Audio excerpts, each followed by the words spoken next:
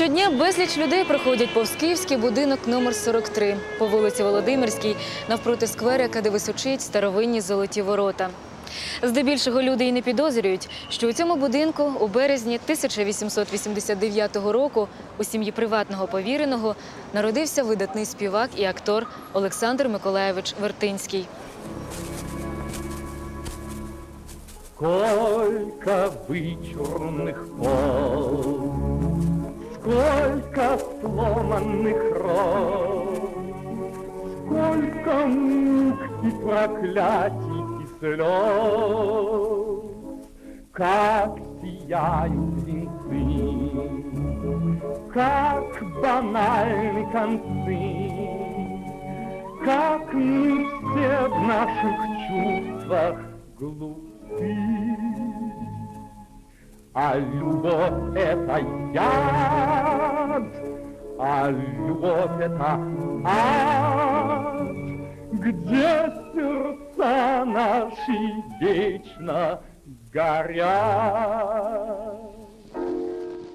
Його батько Микола Петрович Вертинський, окрім адвокатської практики, друкував у Київському слові фейлетони під псевдонімом граф Нівер.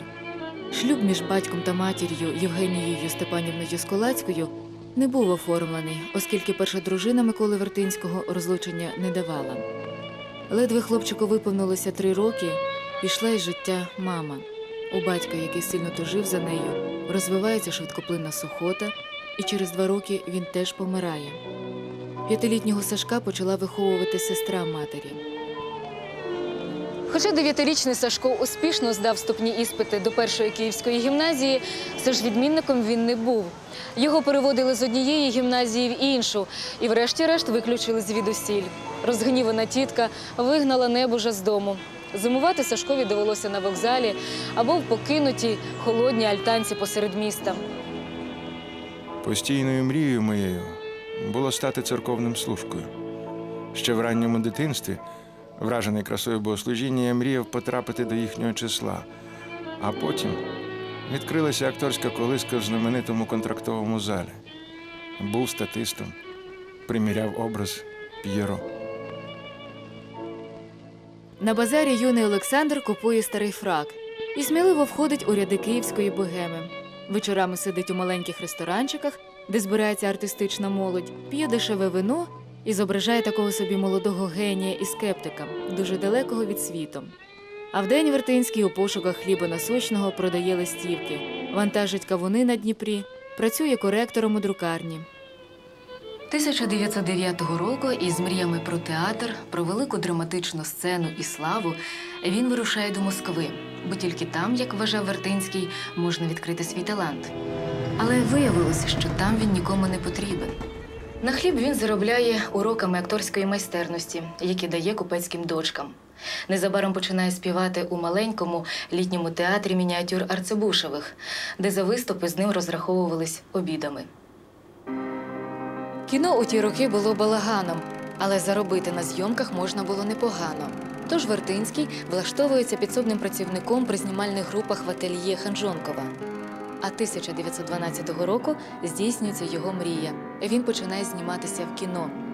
Син Льва Толстого Ілля знімав фільм на оповідання батька «Чим люди живі» і шукав виконавця на роль ангела. Виявилося, що цю роль ніхто не хотів виконувати, тому що актор повинен був голим падати у сніг. Вертинський погодився. 1913 року Вертинський вирішив здійснити свою ще одну мрію – стати актором Московського художнього театру. Він пройшов усі відбіркові тури і потрапив до 5 претендентів, що вже було великим досягненням. Проте до трупи Станіславського його не взяли через погану вимову звука «р». Це грасування пізніше він зробить своїм достоїнством. Таланту потрібні 2 речі – пережити потрясіння і здатність бути враженим. Потрясінням для Вертинського стала Перша світова війна. Вона і зробила його справжнім артистом. Він записується медбратом у санітарний поїзд, який курсує між лінією фронту і Москвою. Щоб полегшити біль поранених, він пише вірші, сам складає до них мелодії і співає. Если будешь ранен, милый, на войне, напиши об этом непременно мне.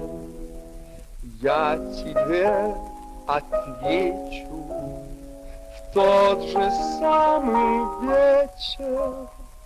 Это будет теплый, ласковый ответ. Після незначного поранення Олександр повертається до Москви. Знову приходить в Арцебушевський театр мініатюр і там пропонує свої пісні-новели як оригінальний номер «Пісеньки П'єро». Ця ідея сподобалась. Вертинський замовляє собі костюм П'єро, який з часом видозмінювався. З білого він ставав чорним, потім чорно-білим. А згодом він взагалі відмовився від цього костюму, виходячи на естраду в циліндрі та чорному фраці зі сліпучо-білою маніжкою та чорних туфлях. Від П'єро залишиться лише загримована білосніжна маска обличчя та яскраво-червоні губи. До Вертинського сумного і покірного П'єро нарешті прийшла довгоочікувана популярність.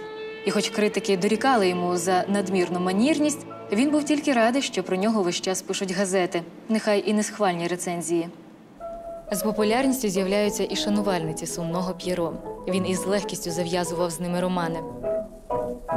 Разве можно от женщины требовать многого?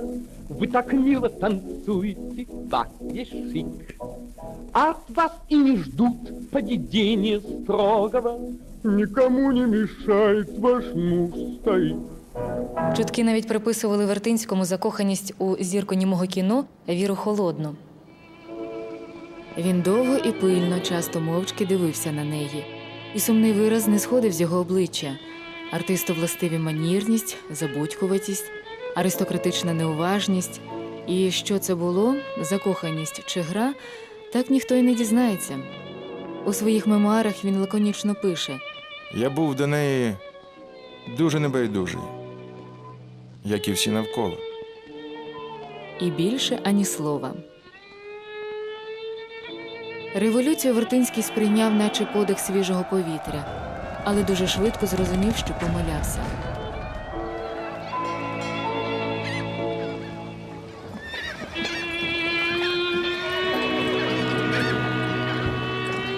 У листопаді 20-го року Вертинський тікає за кордон. П'єро завжди тікає. У П'єро сумний вигляд, але доля ще сумніша. В Туреччині Вертинському вдається зробити паспорт на ім'я грецького громадянина Олександра Віртідіса, народженого в Києві. Вручаючи паспорт, чиновник сказав: Можете їздити по усьому світу, тільки намагайтеся не потрапляти до Греції, бо його у вас моментально відберуть. Париж і Олександрія, Нью-Йорк і Шанхай, Варшава і Бейрут. І всюди Вертинський знаходив безпомилковий ключ до глядацьких сердець. У 20-ті роки по всьому світу жили російські емігранти. Вертинський володів чудовою мовою жестів, мімікою. І якщо він повільно підіймав уявний келих вина, то ніхто не дивувався повільним рухам, адже він наповнений повінця. Вино не можна розлити. В вечерних ресторанах, парижских балаганах, в дешевом электрическом раю. Всю ночь ломаю руки от ярости и муки, и людям что-то жалобно пою. 1921 року у Румунії Вертинського заарештовують. На нього заведено справу за романс в степі Молдавській. Поліція сприймає цю арієтку як підрив устоїв королівства. Кілька місяців співак проводить у тюрмі. Тут він знайомиться із міжнародним злодієм, грозою банків Вациком. Уже на свободі Вацик позичає Вертинському гроші, на які співак вирушає до Польщі. З 22 по 27 рік Вертинський живе у Варшаві і постійно гастролює Європою. Зі своєю майбутньою дружиною він познайомився у Сопоті. Нею стала симпатична єврейська дівчина Рахіль, примхлива дочка заможних батьків. Шлюб був зареєстрований у Берліні, де наречену записали як Ірен Вертідіс. Та створити щасливу сім'ю їм не вдалося, і шляхи молодого подружжя швидко розійшлися. У 1935 році доля заносить Вертинського до Китаю. Спочатку, як і всюди, його супроводжує приголомшуючий успіх. Але він розуміє, що довго співати перед еміграцією він не буде. Оскільки російська громада не була в Китаї такою численною, щоб перед нею роками виступати. А що буде потім? Ні дому, ні жіночої турботи, виступи, безсонні ночі, а далі самотність, алкоголь. Хоча Вертинський міг багато випити, проте п'яним його ніколи не бачили. Самой нежной любви наступает конец.